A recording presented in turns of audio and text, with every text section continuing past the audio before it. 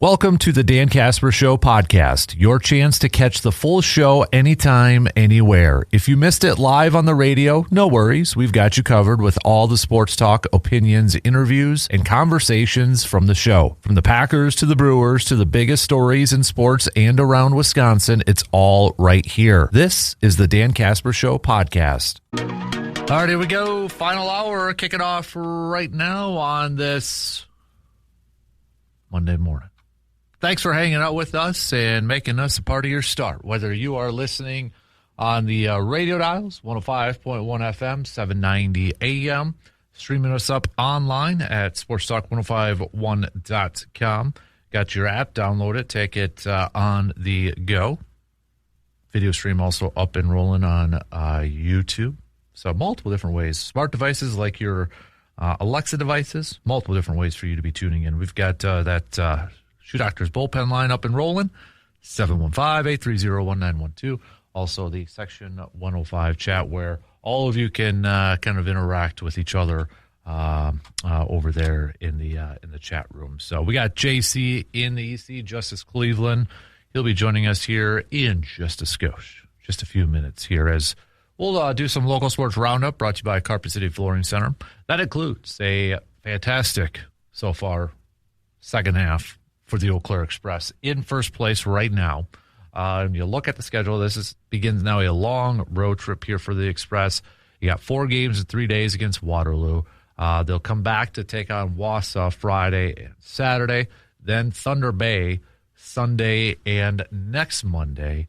But then they're going to be at home for a long stretch here as they wrap up the regular season. In fact, next Tuesday when they return home, they'll only hit the road 2 more times. Madison, Duluth. Otherwise, they're going to wrap up their season at Carson Park. And they still got a couple games against Rochester. They got a few games against Duluth and Waterloo on there. So the Express right now 1.5 games up for first place in their division. I know we had some Legion baseball teams advancing and punching their tickets to state. So we'll go through CRBL action. Go through all that with JC and EC, Justus Cleveland, sports director for WEAU 13 News. We'll get back to previewing Brewers versus Mets tonight. Game 1, 6:40, first pitch. Coverage, though, begins 35 minutes prior on your radio dials, 105.1 FM and 790 AM. Jacob Mizorowski. Freddie Peralta on the mound, mano y mano. You know Freddie Peralta is going to probably be a little bit amped up coming back to Milwaukee, coming back to American Family Field, pitching against his former teammates, pitching in the venue that began his career. Yeah, he's going to be a little amped up. Mizorowski's probably going to be amped up too. He's always amped up, but going up against his former teammate. Why wouldn't he be? So, but we'll get back to talking a little bit about that too. Training camp for the Packers beginning next week. First practice is going to be next Wednesday already, believe it or not. But you got some teams that have rookies and players already reporting. So that, let's take a look at. We've got Cardinals rookies reports on the 22nd, along with the veterans. Buffalo rookies report on the 21st. Carolina rookies report on the 21st. Veterans the 22nd. Denver rookies 22nd.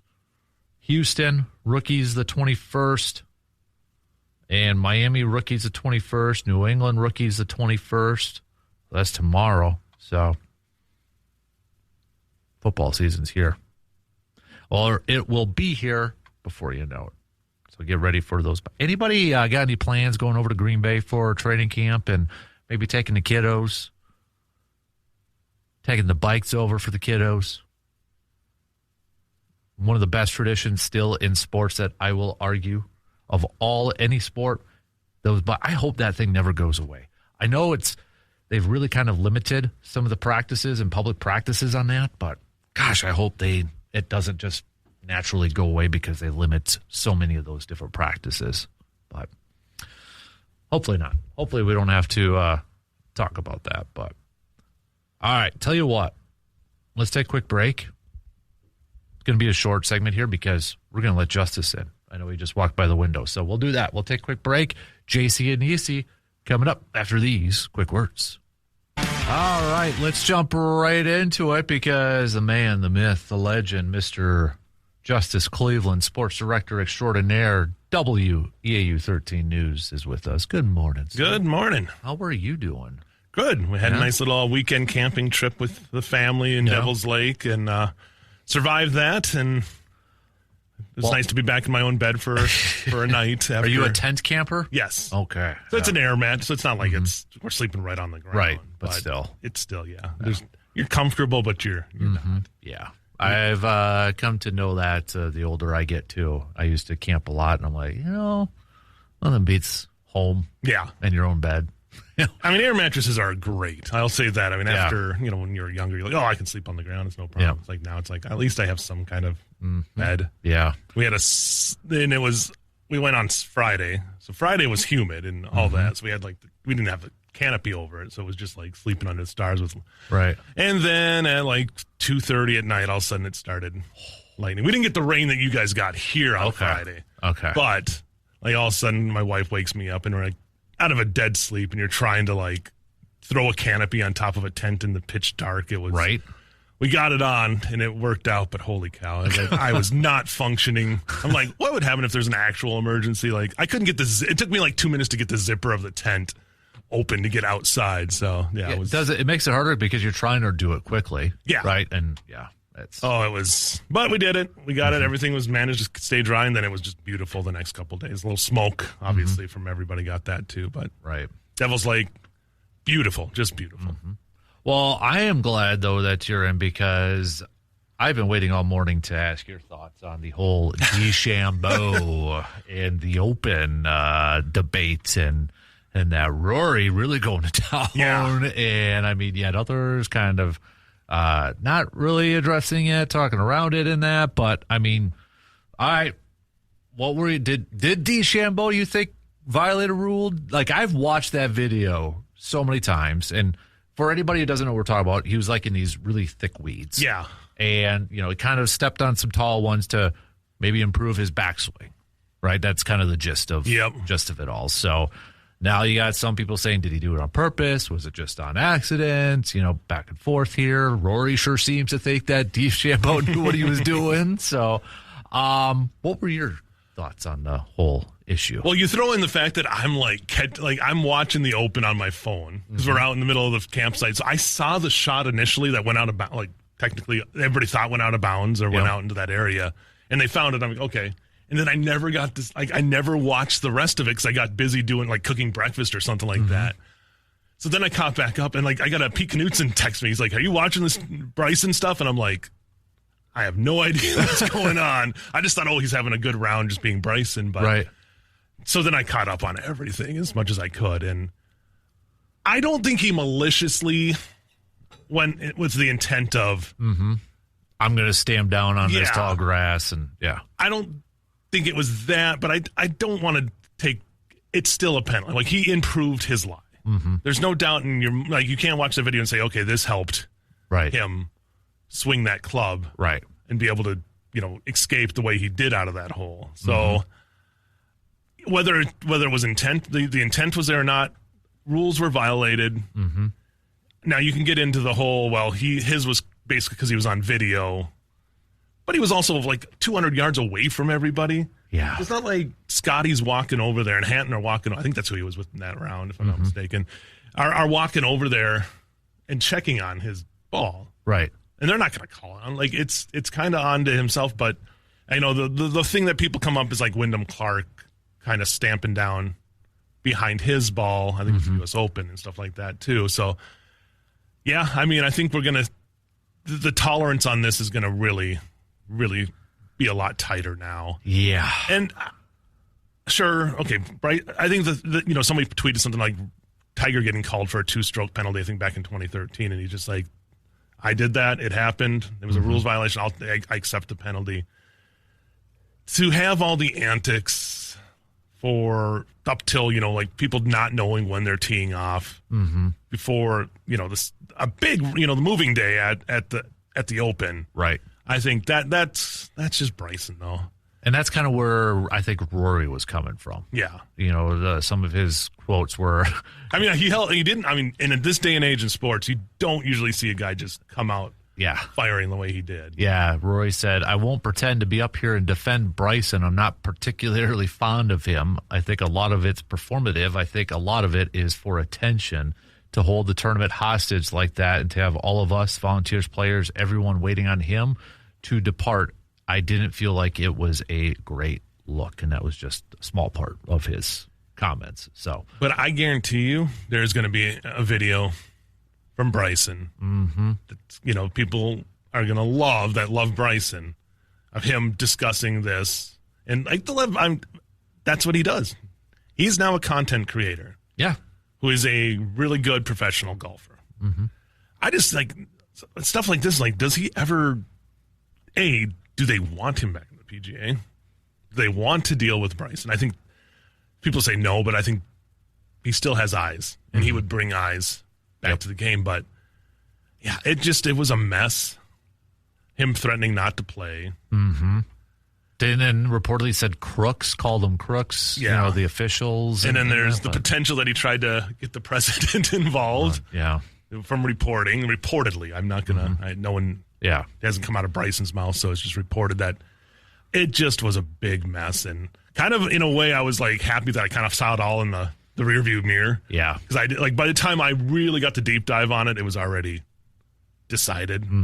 But I mean, this will be something we'll remember about this. It's Scotty, Scotty getting thrown in jail for that PGA Championship. This is basically, this Open's going to be remembered for this, and then Fox's 18th hole of him just being a stone cold Fox, right, and finishing off the job there. So that you don't want to. That's what I kind of feel like. It's like Ryan Fox is getting overshadowed. Overshadowed by this all. And I think if you're Bryson, you shouldn't try to overshadow the whole tournament. Yeah. And what it just looks like is you were throwing a giant hissy fit for something that I think there's video proof that you did something wrong, even if you didn't mean to. Yeah.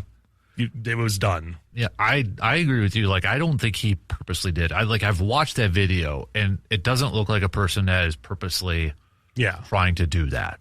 But did he break a rule? Right. Broke a rule. Unfortunately, golf is full of those, and it's very particular in a lot of those instances. Can you imagine if somebody, let's say he was really in contention, maybe even won it, but how many times have we seen in golf where a listener or a viewer calls in a penalty and then they later on review it and can you imagine if that was the case for this one? Right, because this was just the R&A. Right. This wasn't the old, it's happened a few times, and I think we've seen it in major championships where somebody says, hey, he grounded his club here. Yep. And so, I mean, this one would have went down if somehow Bryson would have finished 2 strokes back.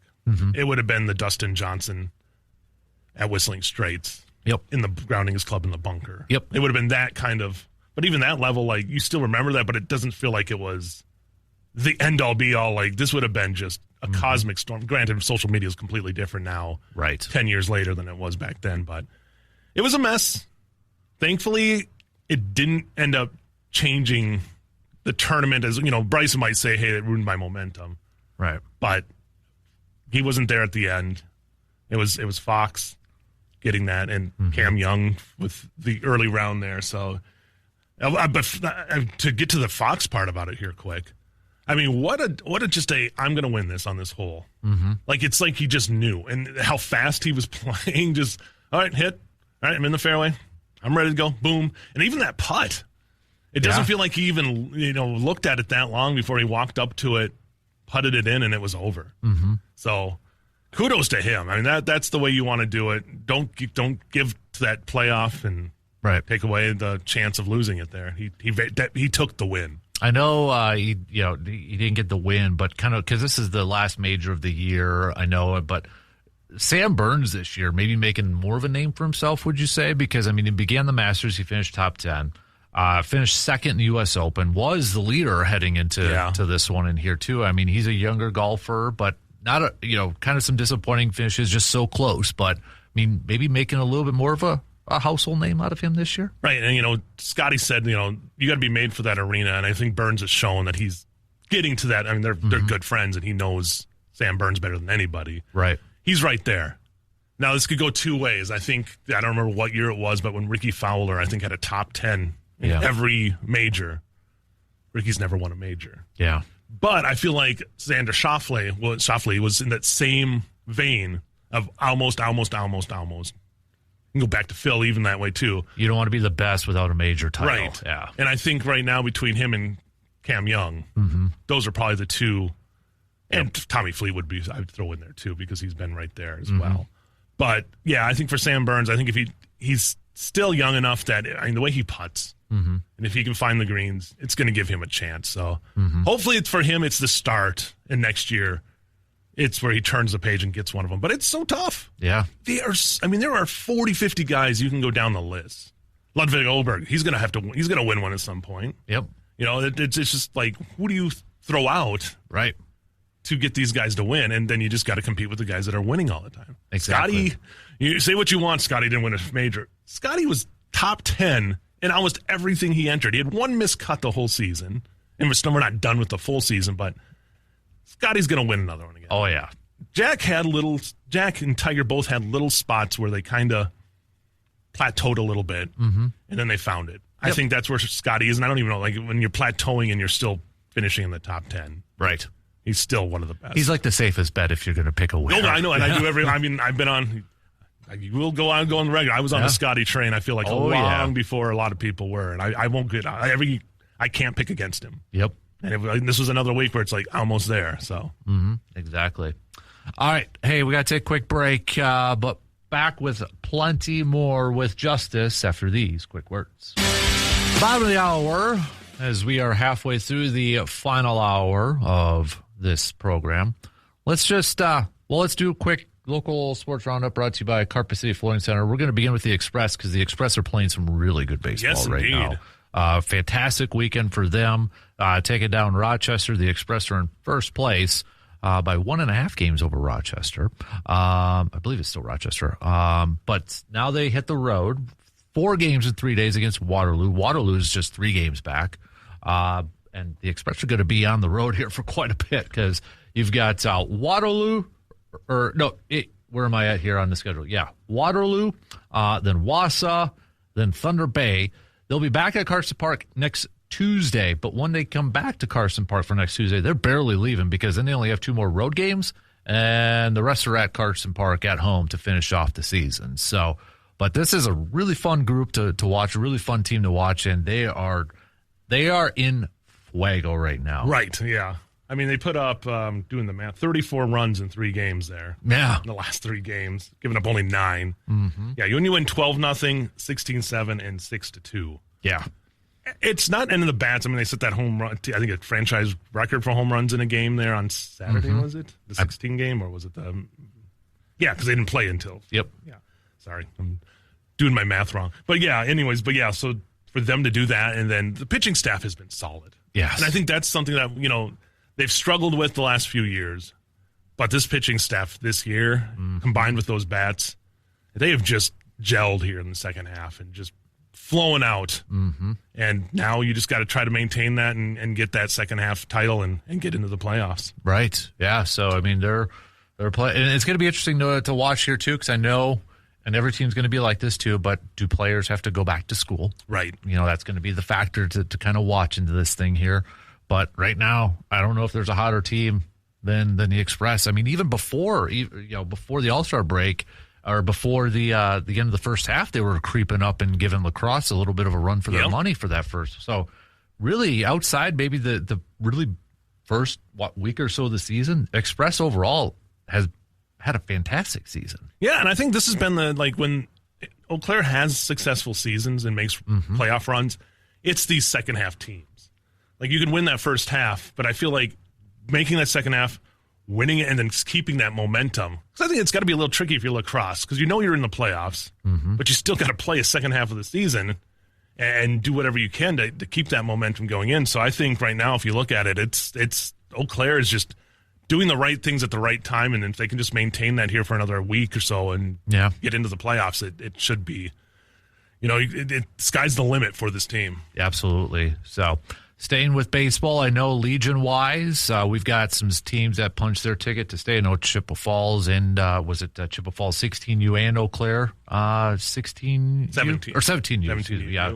But they advanced to state. So, yeah. I mean, Legion baseball, again, no big shock that they're having success again this summer. And I know 19U starts their regional this week, and then then we get back to state and so it's going to be a busy couple of weeks here for baseball players around the area. But again, it's the area represents and just shows just how good baseball is in this part of the state. And I know, I believe it's this week too. CRBL is going to wrap up their regular season with some games. Yep, they have the wild card Wednesday, I believe, is this week, if I'm not mistaken. And, okay. Yeah, so.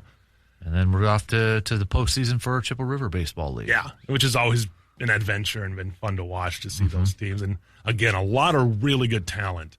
You look at Hunter Ginter going from the CRBL last year to an all-star in the Northwoods League this year. These are really good players. And then, there's a lot of the college guys that are in there, but it's a lot of guys who have had great success. So, yeah, check out those CRBL playoffs. I think you'll have a lot of fun. Yep, definitely. So I know we're talking about we're maybe kind of having an eye towards the upcoming high school football season, but shout out too, because I know there was the Wisconsin Football Coaches Association All-Star game this past weekend. A lot of local players were participating in that too. So congrats to a lot of those local players. Yeah, exactly. I think in that small school, and then the 8-man was huge for our area. I mean, we got a lot of those teams around here, and they've had tons of success, obviously, with McDonald winning last year. And then the small school, the Boyceville guys, and just that was a ton of our area, too, for leading to success, too. So, and just a lot of fun for a lot of those guys the last go-around there before college, or maybe never. Maybe it's the last game for a lot of them. So that's really true. Cool to see them get that opportunity. I know we're still in July, but, now that we're kind of in the 20s here, we were at a Little League game last week in Altoona, and one of the umps I was talking to, because I was coaching first base, he's like, yeah, football practice starts next week. So, I mean, we're getting close to that. I know some non-contact or some of those final ones are coming up here is coming up, but I mean, regular practice, I think Brandon said first part of August. Yeah, August 3rd or something like that. Yeah, so it's right around the corner. Snap your fingers. Yeah. It'll be here. Is that the first one that kind of gets going here, too? Is golf for the girls' side? I think football gets a couple more weeks. Okay. Just because I think their games are first. I think golf is like right about that same time. Cross country, then you kind of start sprinkling in everything else. But where does the summer go? I know, I'm sure the kids are thinking the same thing. That get ready for practice, too. Yeah, it just flies by. So, it really does. But, all right, that's a quick look at some local sports roundup brought to you by Carpet City Flooring Center. Got to talk some Brewers here with you, too, because they take the sweep, but Brandon Woodruff announcing he's going to have surgery, which I don't think at this point we were too surprised. No, once he went on the 60-day, you knew. Yeah, it did. Hearing Pat Murphy Friday, it almost signaled, is he going to announce his retirement? Like, he was just kind of very, we're going to let him do this, kind of. And then Brandon's like, was supposed to talk on Sunday, but then moved it up to Saturday. He's like, okay, pump the brakes here. I'm not retiring. It's not my funeral, Yeah. I plan on pitching again, but this has got to be a huge uphill battle. Yeah, I mean, we've had guys come back from, like, double, Tommy John surgeries and be able to pitch, but shoulder is a whole different beast. Yep. And, they got to figure out what's causing this to keep happening. Mm-hmm. I mean, if you look at his numbers, he is just, when he's out there, he's one of the most dominant pitchers in the league. Yep. The unfortunate thing, he's just not been able to stay out there long enough for, I think, the league to really, he's been an all-star. Mm-hmm. It's not like, but it's really one of those, like, this man could, Jake Mizrowski obviously is the one that everybody looks at, but Woodruff has just been really good and really solid every time he's out there. And even those, like, first 3 starts he came back off the injured list this year. Yeah. He was lights out. Yep. So if you can get that back, and it's probably 2 years, it's not next year, it's probably maybe it's the end of next year because it's early enough in the season to have it maybe. Yeah. But still, it's kind of the same timeline he was at a couple of years ago, too. Yep. Yeah. 20 months, I think, is what what it was. Yeah, and I don't see the Brewers doing another, hey, we're going to sign you to a 2-year, where the first year you're going to rehab and then come back. I can't see them doing that again unless it's dirt cheap. Right. And, hey, we'll give you this. We just want you to be part of, and then just hope that you can get back here because you've been so really loyal, and they've been loyal. I think that loyalty is run both ways. Sides, yep, definitely. So I don't know if they would do that. I can't see it unless it was like I think it was at $10 million per for the first time they did it. Yeah, especially $20 million this year they're giving him. So yeah, I can't. I don't know if we're going to see him pitch. I don't know, but I don't see it for the Brewers. Right, if he's going to pitch again for the Brewers, which stinks. I don't think any athlete wants to end their tenure or their career with an injury. Yeah. I think the one thing is, if I'm not mistaken, if he stays, even if they don't re-sign him, because of the injury, he would rehab still with the Brewers organization because it's happening. Yeah. So I think you have, I could be wrong, but I feel like that's how it works. Okay. So there would be a chance that he's still there and they can kind of see the progress. It's just going to be, again, 20 months. Maybe it goes a little quicker because they know a little bit more about what needs to be done. Right. But it's a stinky situation really for him because I've loved, he's never said a bad word about the Brewers. Nope. He's always been, that press conference 3 years ago where you thought it was over. Yeah. So it's just, I hope he can get back out there and kind of have a year that he deserves because he really has earned it with the amount of work that he's put to stay. A lot of guys could have probably called it quits after that first one, but he's out there and he has the talent. Yep. So let's hope he can get back. I agree. I got to throw this out there because there is a report, and I think it's kind of fun to maybe chat about. Freddie Peralta is going to be pitching for against the Brewers tonight with Jacob Mizorowski on the mound. There was a report by Hector Gomez that Brewers are top suitors. Now, I can see this both sides. I can see this saying the Mets throwing that out there as like, hey, you want him? We're going to throw out the Brewers as a team interested, so you got to up your price a little bit. Or do you think that would be a good? I'm intrigued with it. I'll be honest. Here's what I wouldn't give up much. Yeah. Because you're going to have to take on that salary now, which is a lot different than it was, if I'm not mistaken, because the Mets signed him to a... Nope. No, they didn't? Nope. Oh, so never mind. It's prorated, so it'd be a little under $4 million. I apologize. So he's still just on a 1 year... Oh, I thought when they traded it for him, they... Nope, because he's still a free agent after this year. Well, then that changes my thinking. Thank you for lightening me there. Yeah. Then, again, I don't want you giving up too much. No, you're not going to be able to say, hey, we want, like the movie Draft Day, I want my picks back. You're not going to give them back Brandon Sproat and Jet Williams for Freddie Peralta. So. Exactly. And it's not like, unfortunately, Freddie's put up great numbers this year. And I think as Brewers fans, we've seen both sides of the coin with Freddie. We've seen lights out Freddie, and we've seen I'm giving up 4 runs in the first 2 innings Freddie. And it feels like that's been more of the Freddie that we've seen with the Mets. Yeah. But pending free agency, a chance to be in a familiar place in a pennant race, you never know what that's going to do for a guy. So I would just be curious to see, and this is where I could see the Mets just floating the Brewers out as a possibility.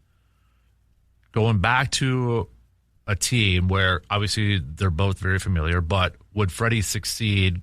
Is it one of those cases, bigger market, he's getting traded to the Mets, they got World Series aspirations, you're the number one starter. He goes back to he's not going to be the number one starter. No. There's not going to be that pressure. Chris Hook magic. Right, yeah, we've seen it. We've seen it. And then, I go back to a couple weeks ago where there was the piece that Freddie started calling his own pitches, which he's never done before. In steps William Contreras, who you're very familiar with. And Contreras, I think, is such an underrated aspect to these pitchers, is having a guy like Contreras back there. Yeah. One of the best, if not the best. Exactly. In the National League. Yep. And I factor all that in there. Yeah, you're probably going to get 5 innings from Freddie. But you add him to this rotation, which I think they have to figure out how we keep these guys fresh when it gets to October. Throw them in there. It's a low cost. You probably only have to give up maybe one prospect and not a top prospect for $3 million this year. I'm going to counter with this. Would the Dodgers just go grab him so the Brewers That's where I keep wondering, is this a thing where it's, because remember Andrew Brandt would always say he'd get calls when he was with the Packers and, they'd say, hey, can we just mention you that you're interested in this player? And he'd be like, if that's going to drive the price up for our rivals, yeah, sure. Go ahead and use our name. And that's where I just I pump the brakes. Is this legit? Or is this for the Cubs too? To hey. Yeah, exactly. All right, you guys want him. You're lowballing us right now, but hey, now the Brewers are interested. I think if you're the Brewers, the price would have to be right. Mm-hmm. And I just don't know what that would be because I don't know what we're going to, as a Brewers organization, what they're going to get from Freddie. Yeah. It's really been hard to tell. What's his ERA at 4 something? Yeah, it's not good. But again, I don't know what the passion is there. Yeah. That team, and that's been the Mets just the last, think about when they 4.66, yeah. They had Verlander for a cup of tea Scherzer, yeah. They just got these big name guys and then end up trading them halfway through the season because their teams stink. Mm-hmm. There's going to be, if you're like the Red Sox who made a run, Yep. Are you interested in getting somebody like him? So I feel like there's going to be suitors. Is he the top? I don't know if Detroit's going to. It depends, I think, on this next week and a half. Yeah. Who's legitimately the top pitcher? Target, that's going to be available. Skubal, maybe. But I feel like if you're Detroit, why? You're not out of it yet. Yeah, that's exactly. And from a position player standpoint, there's not really that's the guy. Right. And Skeens is going nowhere. Yeah. And then, like you said, Boston now winning and being back in this thing, that takes away another team. It takes away potentially Sonny Gray, Chapman, or those guys. And you're the Yankees. Mm-hmm. You have a guy who's living in your city. You want another starter. Yeah. So I think it's not the greatest situation to be the Brewers, I feel like, in this one, because there's just so many teams that can probably outbid you. Yep. And I don't see Antanasio opening up just to get Freddie back. It'd have to be a good bargain. Yeah. So that's David Stearns knows a lot of those prospects too for the Brewers. That's why I keep going to, is this just a gamesmanship thing? Yeah. Saying, hey, we're going to mention the Brewers in this thing and leak it out, sort of. And then when you're that good of a team, even if they're probably not going to bid, it's going to open and pique the ears of other top running teams right now, especially National League teams. Right. So Braves, Dodgers, Cubs. Joe Ryan, I think that would be one, but the Twins have made the Twins, run. Yeah, they're not out of it. So it didn't stop them a couple of years ago. It didn't. That's probably one of the biggest unknown teams. What are they going to do by the deadline? Right. Are they going to continue to sell, or are they going to hey, let's just get into postseason and see what happens? I know, the Poland family kind of changed, who's more in charge now. Mm-hmm. So, because obviously they tried to sell the team 2 years ago. Right. So, I just don't, it's such a tough situation because that division's kind of weak. Wide open. Yeah. Not to say, kudos to the White Sox for the turnaround, but it's so wide open. Losing a Joe Ryan would be huge for the Twins. Yeah. That's where you look at the National League standings right now. Cubs, Phillies are the top wild card teams.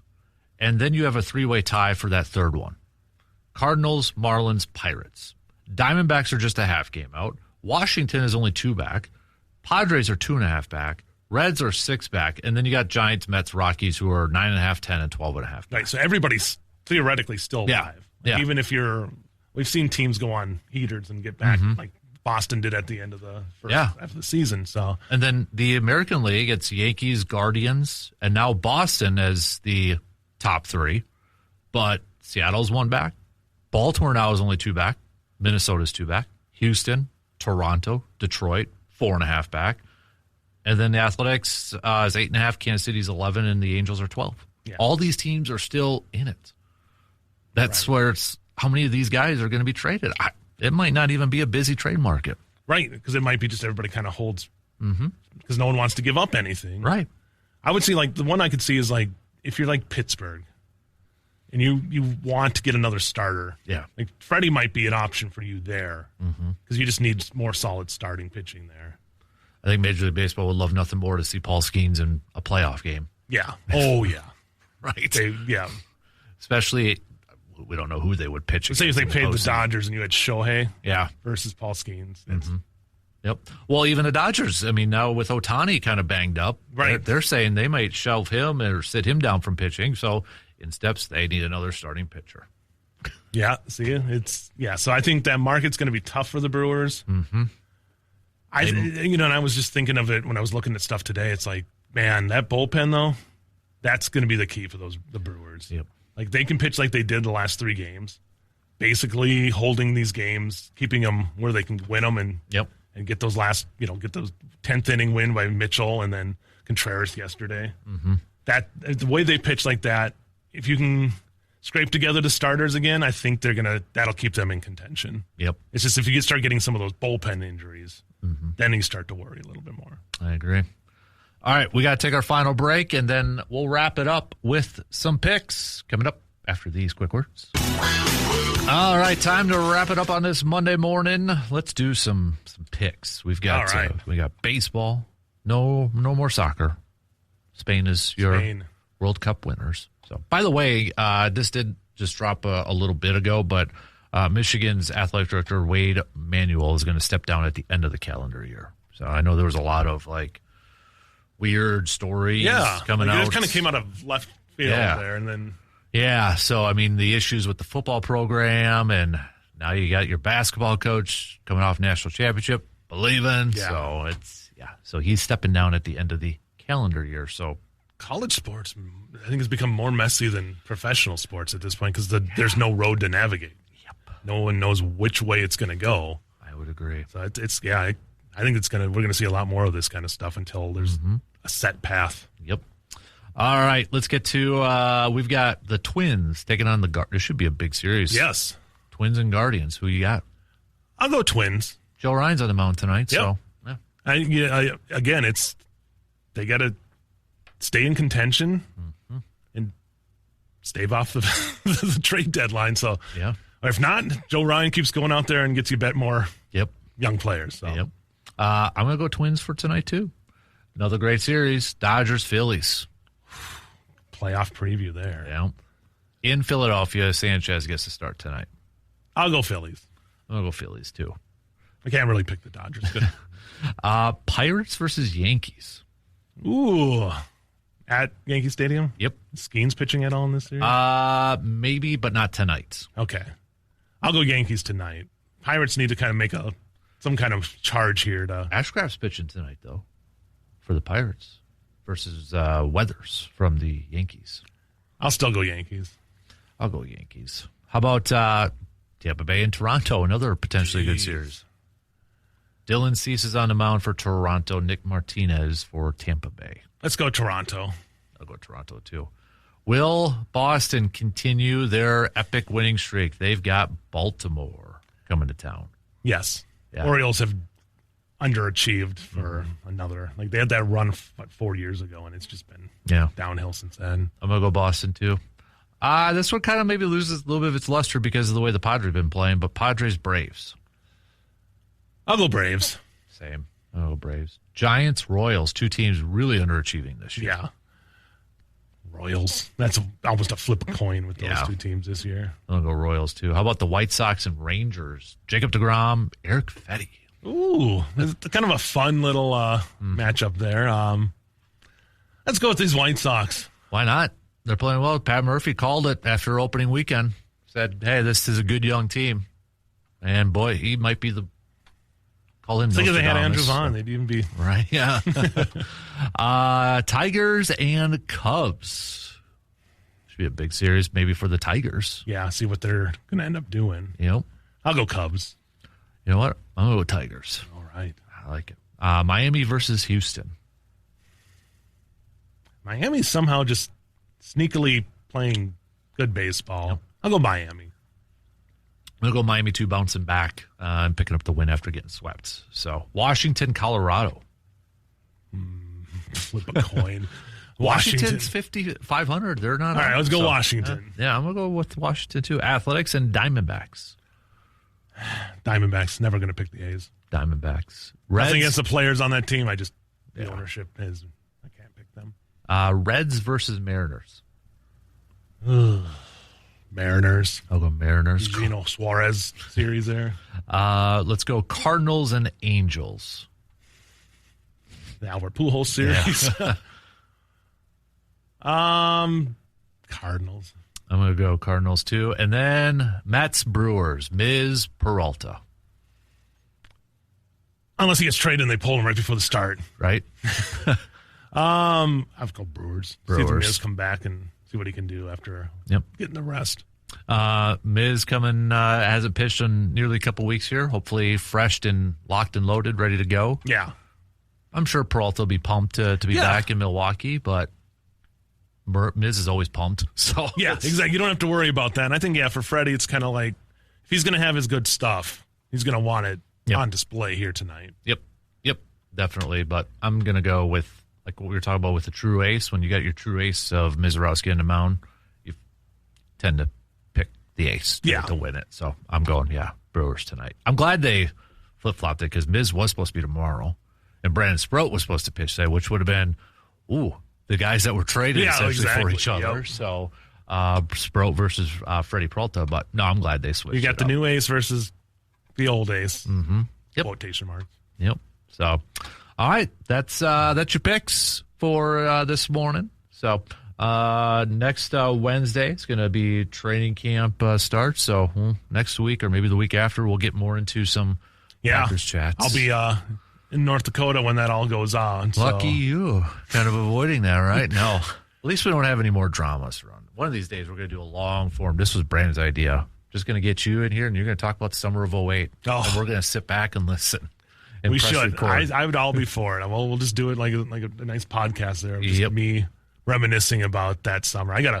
It's getting to that point now, which it's almost been 20 years, which is frightening in my head. Like it just 18 years, yeah. Jeez. Well, it's like today's the 5-year anniversary of the Bucs winning the championship. I'm like, it seems like it was so long ago. Yeah. Not 5 years ago. I really think like those post-COVID years, like 21, 22, 23, just kind of were such a blur. Yeah. Like that 3-4 year span to like now we're finally getting like the clock is finally slowed down a little bit. Mm-hmm. But yeah, it's crazy how fast that time goes. And it's like I compared the Giannis thing. Like that was as close I think we've had since Rodgers of the drama of like that Favre summer. But nothing's ever gonna top that one. I hope not. Yeah, good point. I don't like drama. No, I'm just gonna tell you all out there. I don't like drama. Mm-mm. I like sports. I like the sports drama that's playing out on the field, not the behind the scenes stuff. 30 seconds. But do you think if that 08 happened in today's age with the emergence of social media, it would have been a whole lot worse? I think it would have been a whole lot. It would have played out totally differently because I think maybe better because there wouldn't have been as much speculation. Yeah, and I think teams would have known that Favre was available. Yeah. And I think it never gets to that point. Yeah. Where he could have made enough noise, like a lot of the NBA players do now, to get out of Dodge. Yep. So we'll save that for the pod. Yes. Really dive into that. So, all right, buddy. Thanks for stopping by. No problem. Have a good week. All right, that's it for us.